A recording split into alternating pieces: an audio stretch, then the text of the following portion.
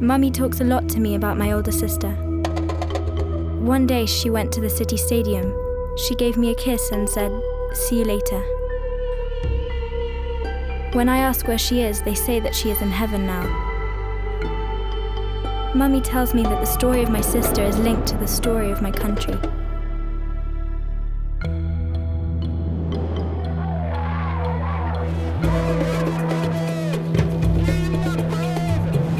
October 1958, the people of Guinea choose independence.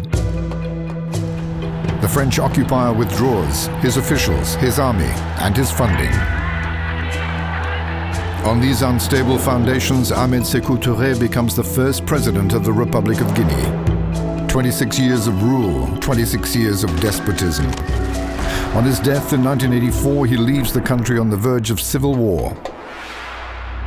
A few days later, the army seizes power and proclaims the Second Republic. At its head, Colonel Lansana Conté. But the elections continue. Conté confirms his presidency with incredible voting figures to rival any dictatorship.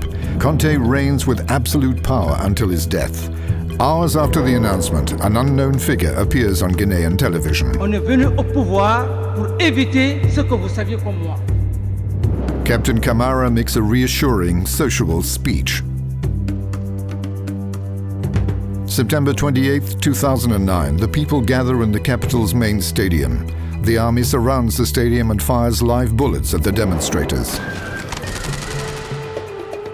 December 3, 2009, Camara survives an attempt on his life. He's exiled to Burkina Faso.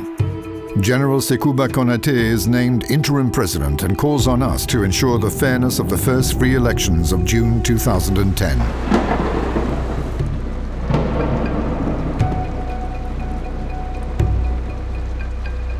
I arrived last night in Conakry, the capital.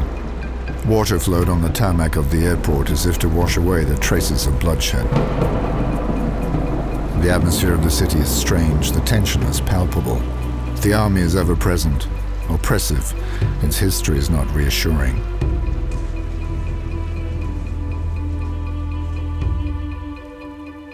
Day 1. Our mission has been here for 2 months in this hotel in Conakry. Our setup contrasts with the precarious conditions outside, but it's necessary for it to work properly. I know that every decision we take could jeopardize this mission. My colleagues have set up their headquarters here, where everything is organized, the orders are given, and the situation on the ground is analyzed. D-Day -2. We leave with the head of the mission. We visit different prefectures outside the capital. Our aim? To ensure the fairness of the election campaign. Leaving the exhausting heat of this city will do us good. Here, nothing seems to have changed since the 50s. Time has left its mark on the walls. Are we really capable of changing the destiny of this country? On the way, we pass supporters who demonstrate loyalty to their leaders. Here, the atmosphere is friendly. They know how important their votes are. Their painful past has not made them lose hope. But we must be careful, because yesterday in the prefecture of Koya, some demonstrations turned nasty and tension is still high.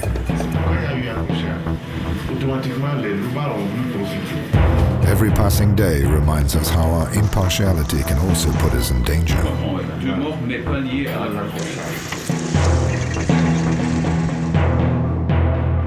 Back in Conakry, the tension has risen. For 10 kilometers, the highway is packed with thousands of supporters of Alpha Condé, a former opponent of the regime. Being stuck in the middle of this turmoil is worrying. It's a sharp reminder of how hungry the people are for miraculous change, and how the slightest trouble can become an excuse for the army to retain power. D-Day -1. Tomorrow's the day so long awaited by the Guineans. In our headquarters, it increases the pressure because we have to compile all the information from the observers scattered throughout the country.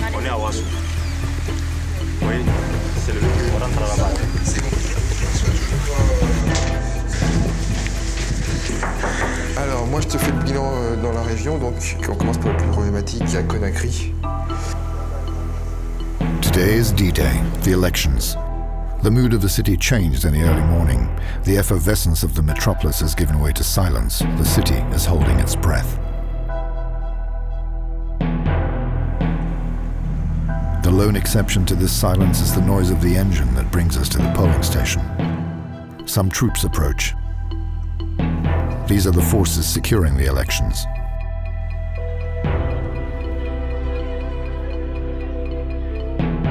I'm reassured. At first glance, the elections were held peacefully.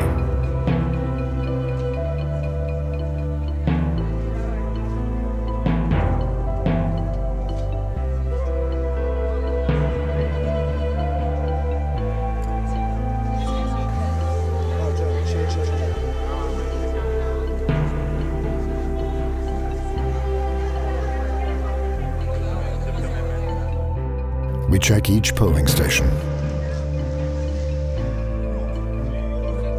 Our work is not finished, but already our presence has reinforced the confidence of voters in the election process.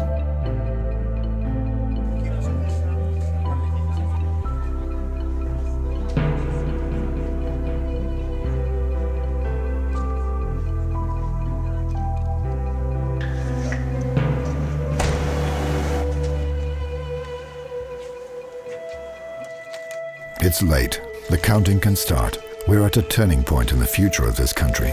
The votes are counted once, twice. With the means at hand, we count. Mistakes are not an option. You can see the fatigue on their faces, but this is a historic moment. Magical. Par mois de juillet sur cette élection présidentielle qui donc la Guinée. Après l'indépendance, je n'ai jamais pu voter. C'est aujourd'hui que j'ai pu voter.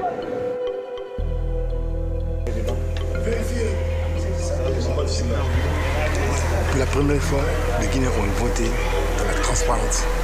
Tu es libre, tu viens, tu votes comme tu veux.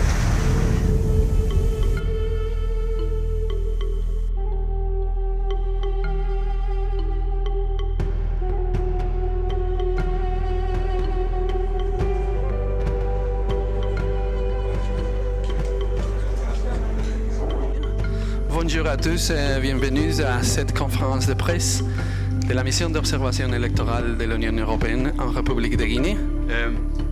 Il reste clair pour nous qu'il n'y avait pas une intention centrale de fraude ou de gestion d'un système de fraude dans ce processus. The first round ends. Diallo, 40%. Alpha Condé, 18%. Nous disons que la Guinée tout entière est devenue une famille. All will be decided in the second round, but everyone agrees these elections are already a success. For the first time, I can draw breath. The last day, I'm leaving to join other observers. They've lived through the same adventure as me, but on the other side of the country.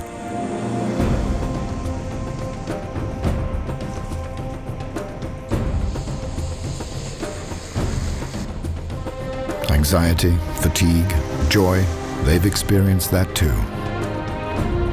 We feel we've contributed to solidify the foundations of this country.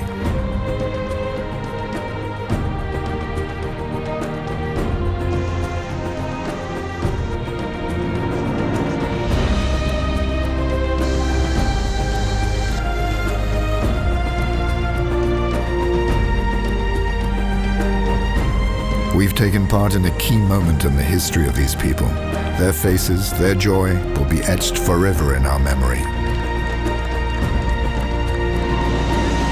Hope reborn at last, so that one day future generations can say, I'm proud to be Guinean. We've started this book. It's up to you and your children to write the rest.